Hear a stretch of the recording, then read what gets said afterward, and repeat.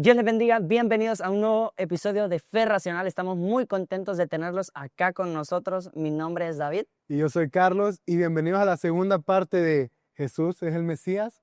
Entonces a este punto ya establecimos que Jesús de Nazaret existió, fue una persona real, hay registros fuera de la Biblia que lo comprueban y ya hablamos de la primera parte, qué promesas habían y qué funciones tendría que cumplir el Mesías que había sido ya profetizado hace cientos y cientos de años atrás.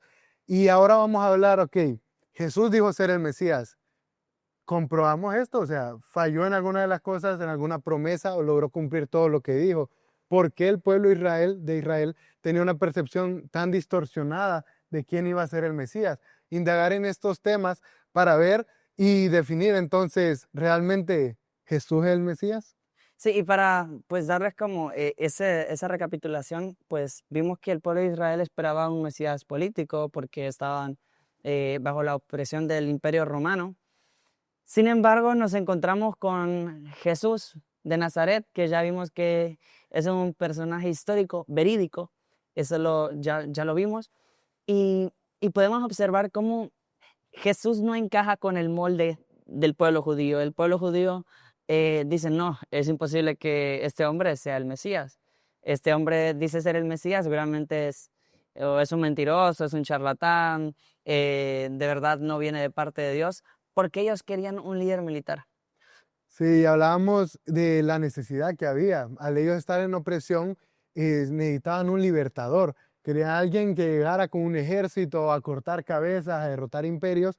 Y es bien interesante investigar por qué tenía esta imagen tan distorsionada del Mesías. Y me gusta, te lo mencionaba bastante, tenemos lo que es el periodo intratestamentario, Sí, que es en lo que pasaba entre Malaquías y Mateo, sí. que son 400 años de silencio en el que Dios no habla, no tiene ningún tipo de relación con Israel. Y nada en nuestras Biblias nos da pistas de qué pasó en ese entonces. Sí. No hay nada que nos motive como una referencia como vayan a investigar. Y es bien interesante ver entonces qué pasó, qué pasaba en estos 400 años. Y curiosamente tenemos escritos, registros históricos, historias de qué estaba pasando en ese entonces Ujú. que no son incluidas en la Biblia porque no es palabra inspirada por Dios, porque Dios no hablaba en ese entonces.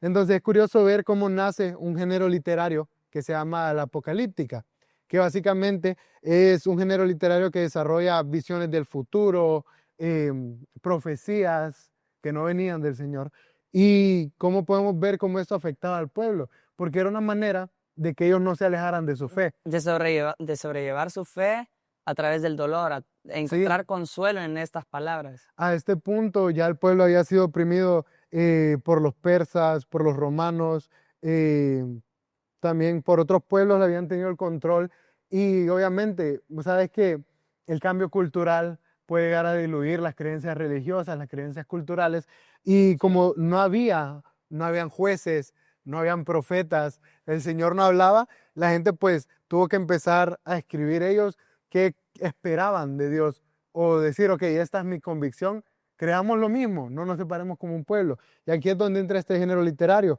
Tenemos pues ejemplos de algunos libros que entran aquí en esta categoría, como lo es el libro de Enoc, el libro de los jubileos, el testamento de los 12 patriarcas, perdón, los 4 de Esdras y el Apocalipsis de Baruch.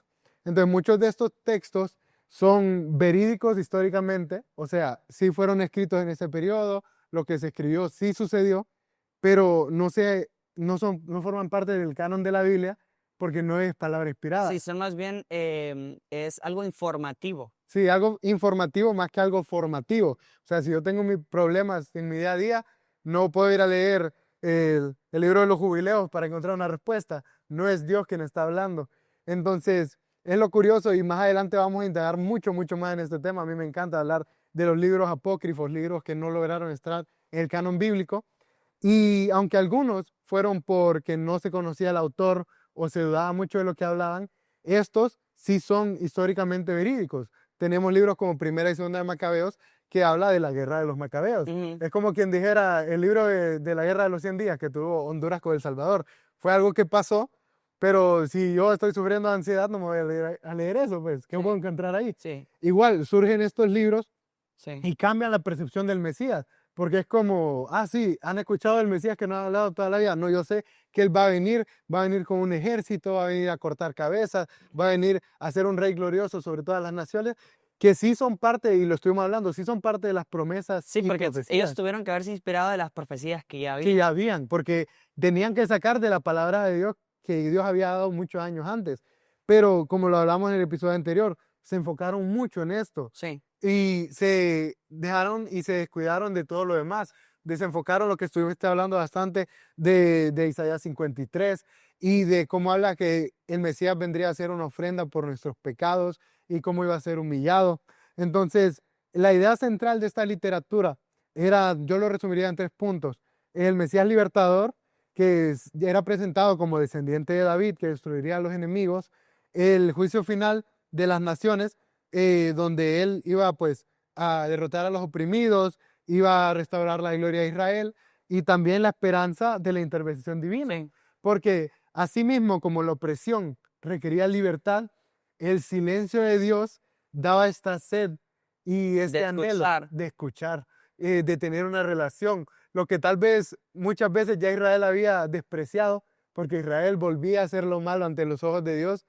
Ahora te imaginas cuando termina Malaquías y es ok, Israel vuelve a caer. Bueno, ya se tardó el nuevo juez, ¿verdad? Ya día no viene un profeta. 10 años, 50 años, De día no viene 100 un años. libertador. Ya no viene un libertador, ya no escucho nada de nuestro Señor. 200 años, 300, 400 años en silencio. La desesperación de este pueblo y con lo que abrí. O sea, ¿cómo mantenemos una fe viva? Una fe que a este punto está basada en mensajeros Ujú, ujú. si ya no hay mensajeros. Es que ese es o sea, para entender todo esto del Mesías y entender por qué ellos no encontraron en Jesús su Mesías, es, es, es súper importante hablar lo que vos estás diciendo, porque eso nos da contexto para entender el sufrimiento del pueblo de Israel. Es como cuando vos estás pasando una enfermedad. Vos decís, quiero la intervención de Dios, quiero que Dios venga y haga algo, porque estás desesperado en tu enfermedad. Pero así fue con el pueblo de Israel. Israel por mucho tiempo fue un reino, o sea, tuvo un reino establecido, Sí. una nación establecida. Fue como la consentida de Dios, pero en cierto punto Israel fallaba, Israel iba detrás de ídolos, seguía la cultura de las naciones a su alrededor, que eran naciones paganas, pueblos paganos, y el Señor siempre se complacía en tener misericordia con Israel. Y como decís, levantaba un juez, levantaba un libertador, levantaba un profeta. Pero llega un momento en donde vemos a estos profetas, Isaías, Jeremías, Ezequiel y Daniel, en donde, en donde ellos se encargaron de advertirle a Israel de un juicio por su desobediencia. Es como que vos te portes mal, vengan tus papás y te digan, no, mira, tranquilo, levántate y te ayudamos. Te volvés a portar mal y no, tranquilo, levántate y te ayudamos. Te portaste mal una tercera vez y ellos dicen, no, mira, ya te doy un ultimátum. Si volvés a portarte mal, te va a venir un castigo. Algo así fue lo que le pasó al pueblo de Israel. Ellos, como decís, tanto tiempo menospreciaron la voz de Dios a través de los profetas que tuvieron que encontrar esta alternativa de este tipo de literatura que les brindaba esperanza, Claro. porque realmente era un momento terrible para Israel. Imagínate, somos la simiente escogida de Abraham, somos el pueblo de Dios, el pueblo escogido de Dios, que Dios nos prometió gobernar sobre toda la tierra, y estamos siendo oprimidos imperio tras imperio tras imperio, nos oprimen. Entonces, ¿qué esperanza nos queda? Ir a las profecías y sacar esas profecías y hablar acerca del Mesías. Sí, es que realmente muchas veces dejamos que nuestra situación determine nuestras prioridades. Ujú. Y es como, por ejemplo, si yo estoy sufriendo de soledad, de depresión, claro que puedo ir a la Biblia a encontrar consejos, Sí, pero no puedo fingir que eso es lo único que dice la Biblia. Obviamente la Biblia tiene consejos matrimoniales, tiene consejos de las relaciones entre hermanos, o sea, es mucho, mucho más que eso. sí. Pero fue eso, que eligieron lo que ocupaban y se aferraron tanto a eso que descuidaron lo demás. Ujú. Porque claro, a diferencia del ejemplo que yo te estoy poniendo, no hay problema que yo me tome mi tiempo para enfocarme en esos aspectos de la Biblia o en esos consejos en específicos, porque eso no afecta a lo demás. Pero venir y agarrar a un personaje tan complejo como fue el Mesías, como es el Mesías, que ya hablamos de que abarca tantas características y tantas funciones, y enfocarte solo en una, ya debilita y viene a afectar todo lo demás. Sí. Entonces, lo que veníamos hablando, realmente la opresión los lleva a decir, no, imagínate estar escuchando de un líder político, un líder militar. O sea, yo me imagino a alguien de 2 metros, fortachón, que trae detrás de él un ejército, y luego ver cómo viene Jesús en humildad. Viene Jesús poniendo la otra mejilla. Viene Jesús dando la milla extra. Y es algo, un choque extremo. Es un choque extremo. Y te mencionaba vos cuando estuvimos estudiando esto, te imaginabas los fariseos que conocían todas las profecías y sabían que Jesús, y lo vamos a hablar ahorita, estaba cumpliendo muchas de las profecías, pero por la percepción cultural, por la costumbre, Ujú. no se permitieron creer en él, porque esto no fue lo que me enseñó mi abuelo, o esto no fue lo que yo he escuchado Sí, de se todos los que dejaron vinieron llevar por antes la de mí. tradición. Correcto, dejaron que la tradición pusiera límites a la verdad o formara su percepción de la verdad. Sí, pero ahora vamos al clímax de todo esto. Vemos que Jesús realmente cumplió las profecías mesiánicas y todavía hay muchas más por cumplir. Claro. Pero vemos que Él cumple ciertas profecías específicas que solo Él pudo haber cumplido y que nadie más puede cumplir porque ocurrieron en tiempos y en una época específica, según las profecías. Entonces vemos ahí la profecía del nacimiento. Vemos en Miqueas 5:2 dice, pero tú, oh Belén, o sea, está hablando de la aldea, del pueblo más pequeño de ahí. Eres solo una pequeña aldea entre todo el pueblo de Judá. No obstante, en mi nombre saldrá de ti un gobernante para Israel, cuyos orígenes vienen desde la eternidad. Esta profecía es muy fuerte. O sea, no te está diciendo, o sea, de que viene cualquiera a ser el Mesías. Te está diciendo, sus orígenes vienen desde la eternidad. ¿Puedes explicar eso? O sea, es muy difícil. Y cuando vemos que un carpintero, que no era de clase alta, ni No. aristocrático, ni Sí, pues pobre. adinerado, ni con poder militar, nada de eso, el hijo del carpintero, viene y proclama ser el Cristo, el Mesías. Pero esto, Miqueas 5:2 dice que Él viene desde la eternidad. ¿Cómo es posible? Nosotros conocemos a María, a su madre, conocemos a sus hermanos, sus hermanas, José, su padre, también lo conocemos. Pero ¿y este de dónde viene? Entonces nace esa pregunta. Bueno, está hablando de que el Mesías vendría desde la eternidad. Y qué bonito el paralelo con cómo empieza Juan. Ujú. En Juan 1:1, el principio del verbo, y el verbo era con Dios, y te trae esta introducción desde la eternidad. Y luego Él vino y habitó entre nosotros. Y qué bonito ver que se le da esa presentación a Jesús de este origen trascendental, que Ujú. hemos hablado aquí también. Y qué bonito, fíjate que hace poco estaba hablando con mi papá de lo que mencionaba, si no estoy mal, hubo un personaje en la Biblia que dice algo bueno podría salir de Belén, cuando refiriéndose que ese sería el lugar de donde sale el Mesías. Sí, Y me decía mi papá, ¿qué será que a nosotros nos gusta tanto ver cuando un David vence a un Goliat? Y para eso hay un término en inglés que es el underdog, que es como el que nadie espera, es el más pequeño, que eventualmente llega a vencer, ya a cumplir su meta. Y no es la única vez que lo vemos con Gedeón, cuando se le va a dar la comisión, él dice, pero del clan de Manasés, mi familia es la más pequeña y de mi familia yo soy el más pequeño.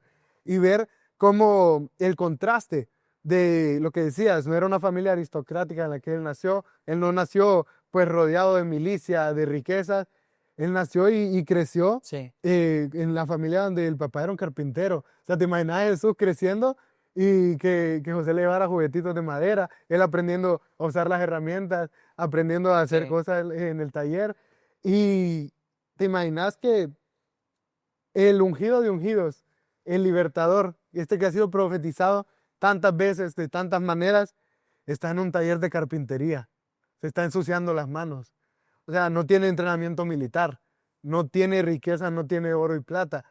Es un contraste demasiado fuerte. Sí. Y muchas veces, y creo que lo hemos mencionado, a veces hasta indirectamente en este programa, que es tan fácil juzgar de que, ay, no le creyeron que era el Mesías. Pero nosotros tenemos una macrovisión de todo lo que pasó O y sea, todo lo que nosotros tenemos suponía. un plano Claro, mucho más extenso, más amplio de todo. claro, Pero para los judíos somos como una secta judía. El exacto. cristianismo es como una secta del judaísmo para ellos, Sí, y porque creemos vimos, que Jesús ujú, ese es el Mesías. sí, creían que Jesús era el Cristo. Ya explicamos que Cristo es la palabra en griego de Mesías. Y lo mencionábamos también hace poco en otro episodio de cómo gente de las fuentes extrabíblicas, de cómo otros historiadores hablaban mal de los cristianos. Como, y se escuchó el grupo que andaba alborotando, que decían que un tal Jesús de Nazaret era el Cristo y andaban haciendo obras en su nombre. Entonces, de esa manera podemos ver cómo aún después de la resurrección de Jesús y todo, el cristianismo no era gran imperio, no era gran religión, seguía siendo una secta. En muchos lugares se seguían escondiendo porque los querían matar. Sí, Vemos cómo se desarrolla el primer mártir, que es Esteban, que los persiguen porque empieza a predicar como si Jesús hubiera sido el Mesías, que el Mesías ya estuvo, ya él pagó por nuestros pecados. Y como ellos no podían aceptar que lo que hizo Jesús era lo que debía hacer el Mesías, los empezaron a perseguir, los sí, empezaron a matar. sí, porque era blasfemia. Era blasfemia. Y hablábamos, es lo que quería hablar, del Talmud, que el Talmud es la tradición oral de la Torá. Entonces, desde el inicio, la Torá son los primeros 5 libros de la Biblia, lo que Ujú. nosotros conocemos como el Pentateuco en español. Entonces, la Torá es la colección de escritos de estos libros que escribe Moisés. Entonces, el Talmud es básicamente la interpretación y la narración de dichos escritos. Ujú. Por ejemplo, es como está el libro del Principito y que Davidcito suba un video en YouTube narrando el libro del Principito.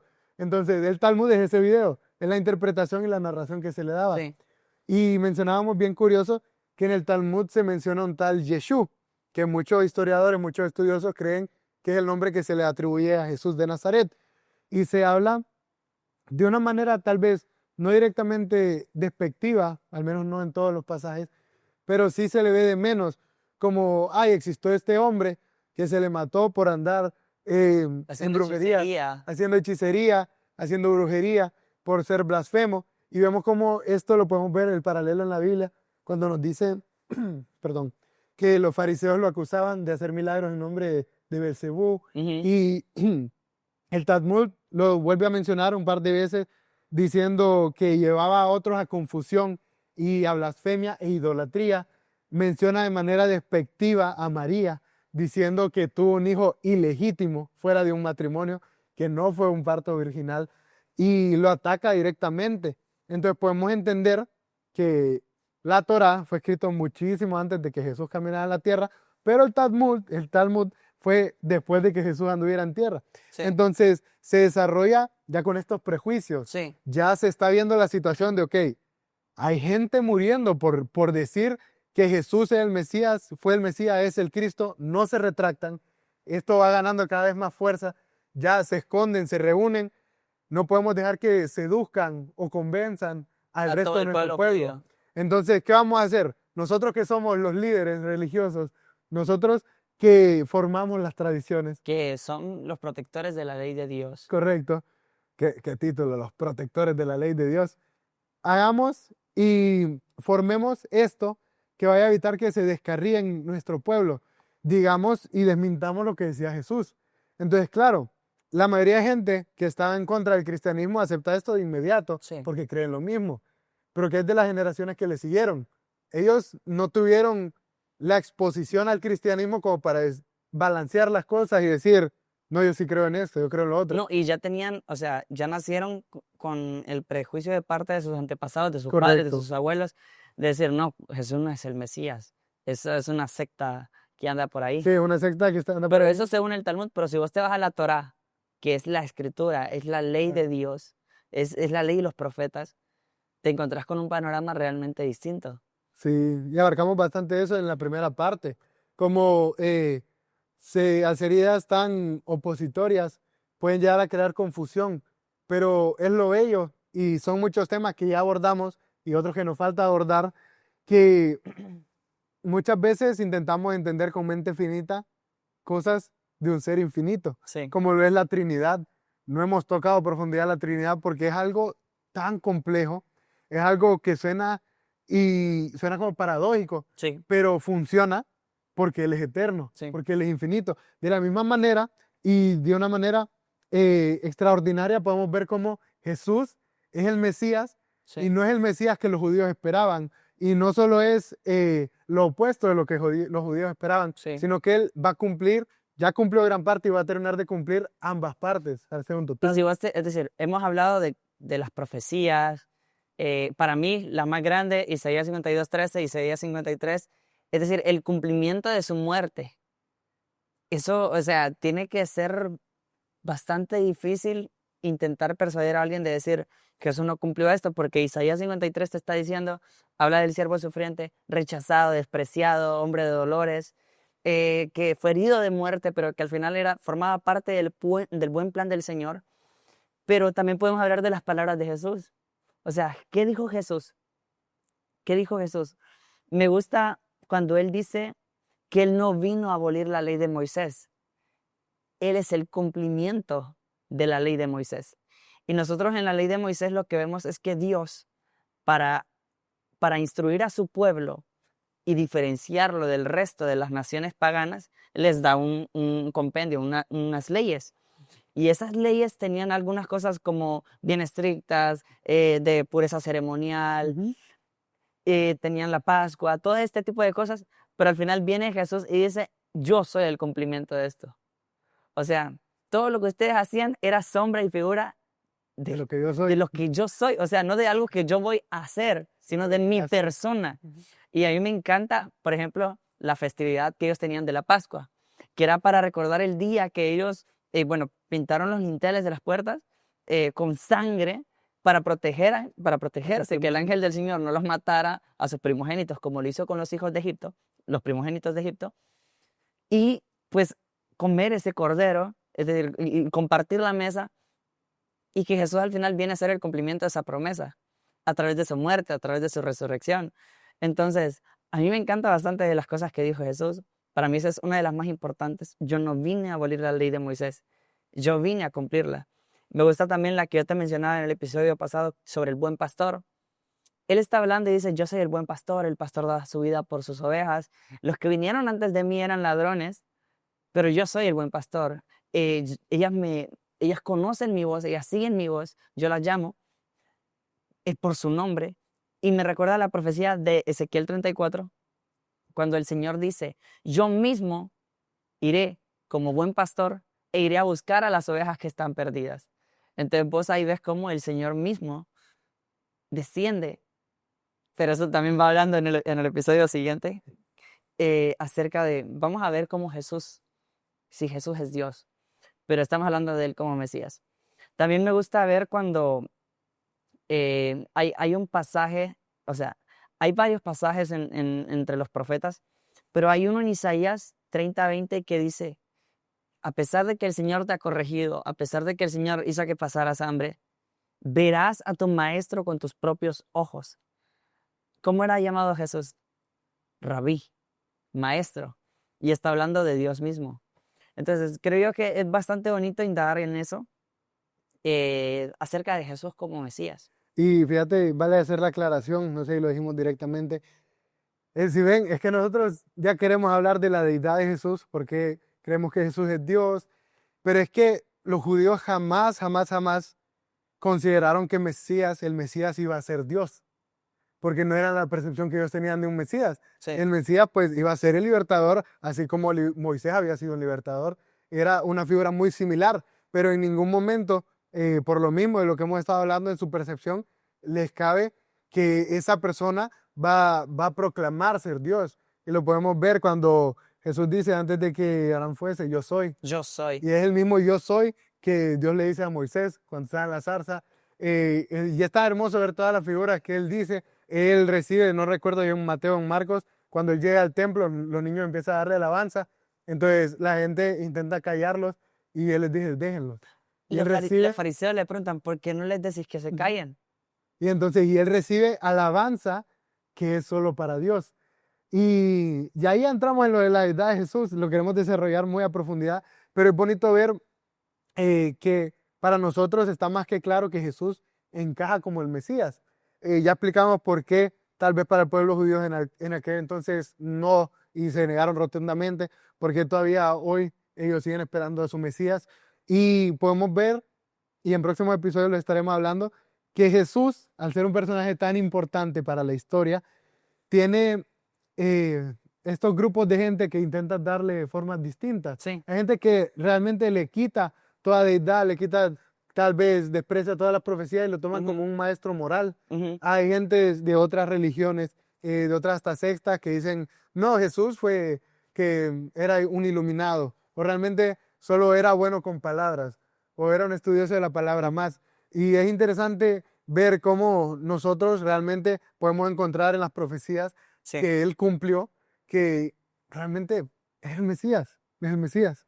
Fíjate que a mí me gusta ahorita que mencionaste sobre, hay mucha gente que dice, bueno, el cristianismo tiene cosas bonitas, Jesús solo fue un maestro moral, me gustan sus enseñanzas, Alaba bien, pero yo no creo que Jesús sea el Mesías, mucho menos creo que Jesús sea Dios.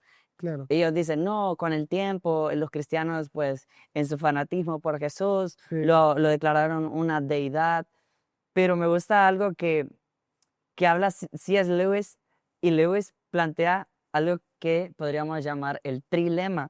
Él dice, él lo presenta de la siguiente forma, presentando que Jesús solo podía ser un Dios, un loco o un mentiroso, y que una evaluación honesta de sus palabras no deja la opción de un simple maestro moral.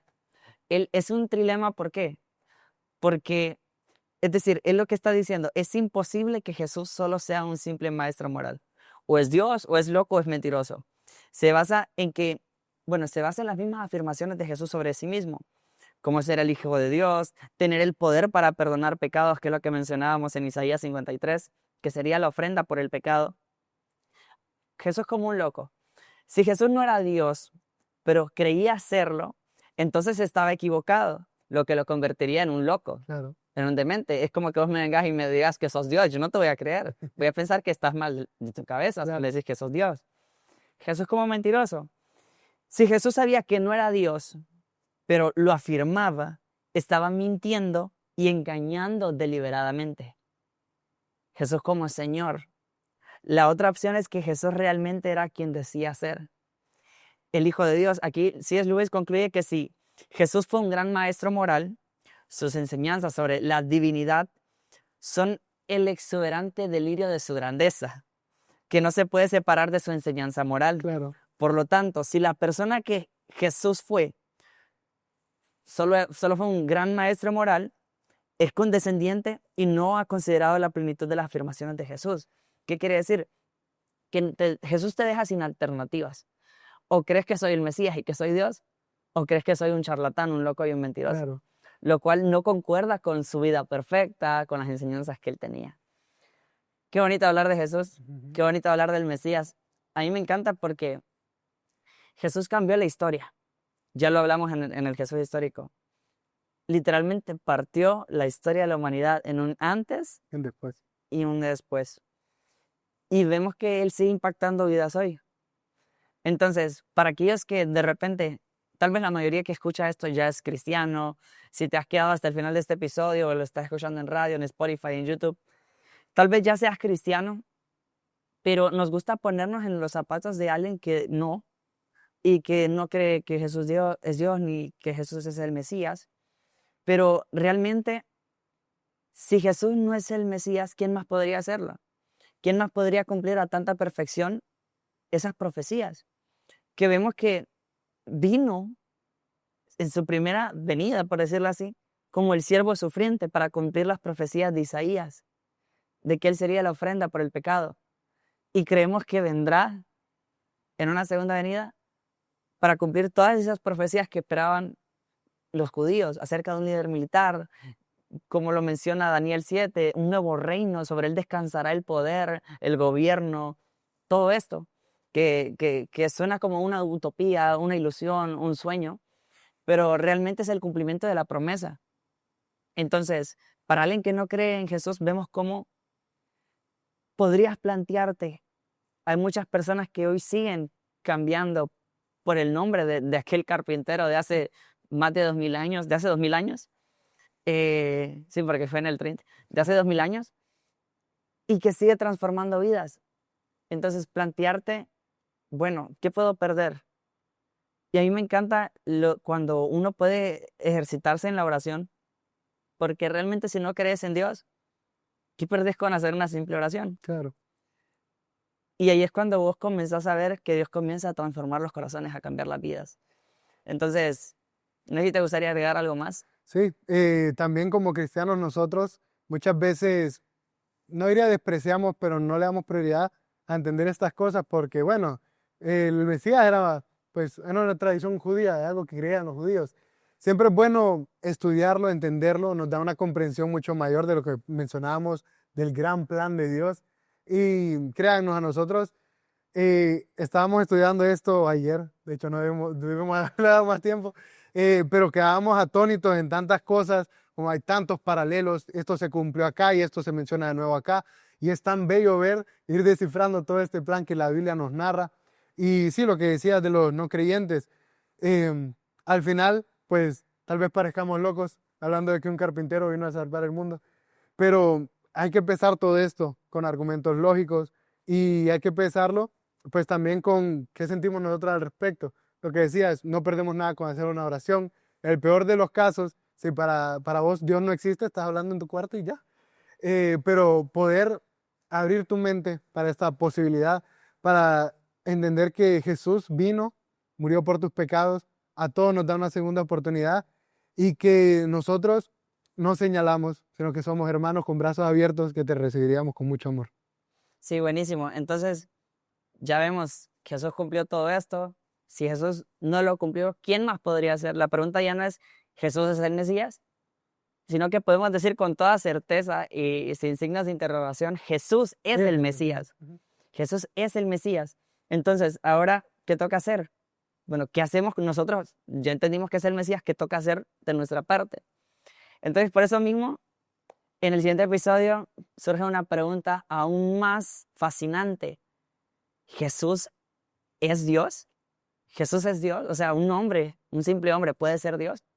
Así que con esto nos despedimos. Ha sido un placer tenerlos acá con nosotros. Siempre, si te edifica, compartirlo a un amigo, compartirlo a un familiar, a un cercano.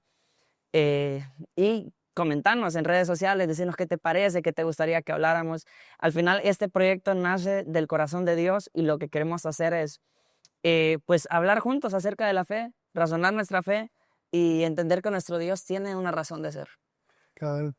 Siempre informando para estar preparados, para estar bien asentados y como dice la Biblia, el conocimiento del santo es de inteligentes. Dios les bendiga, les esperamos la próxima. Nos vemos, los esperamos.